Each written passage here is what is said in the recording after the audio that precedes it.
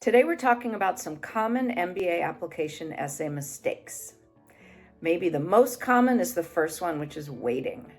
So you should be starting now on self-reflection. Hopefully, if you're applying in round one, you've already started on self-reflection and introspection. Otherwise, you could be scrambling to figure out what to even write about in your essays. So get started now. The second mistake that we see often is to disregard instructions. So it sounds pretty simple, but it's really important to follow exactly what the prompts are saying and the different directions they give you. It is very likely going to be word count for one, but sometimes schools give you certain margins that they want you to follow and even certain font sizes. So if they do, follow those and show that you can follow instructions. The next common mistake is to approach essays in a vacuum. And what we mean by that is forgetting that there are other pieces of your application that can bolster your essays and vice versa. So you've got your short answers, you've got your resume, and across all the components, you can have content that is complementing each other rather than overlapping. So remember not to share the same exact information in all the different areas of your application. The next mistake is reusing content. So sometimes people write what they think is a great essay for one school and they just want to plop it into another school's prompt, and schools see right through this and it is not going to bode well for you.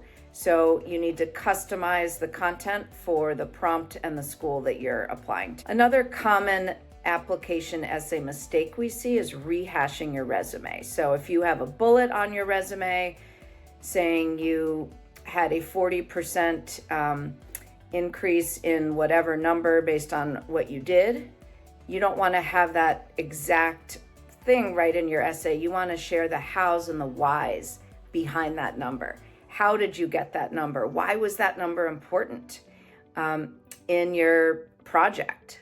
So think about the hows and the whys rather than the whats, which are what you're sharing on your resume. Another mistake is using thesaurus words. So don't think that you're applying for a master's in creative writing or something like that.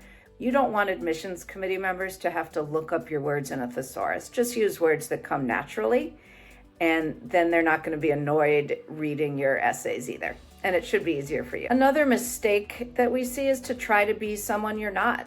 The best advice is to be authentic. You have a story that only you can tell, and don't try to tell what you think they might want to hear. Tell your story. That's genuinely what admissions committees want to learn about. The last mistake we see a lot is submitting an unnecessary optional essay. This happens a lot. It's often tied with one of the other mistakes, which is putting in reusing content.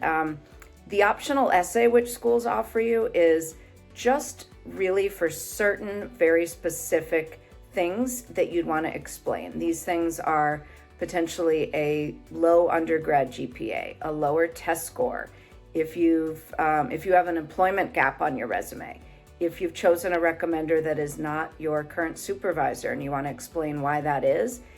They're just really a handful of reasons why you'd want to submit an optional essay.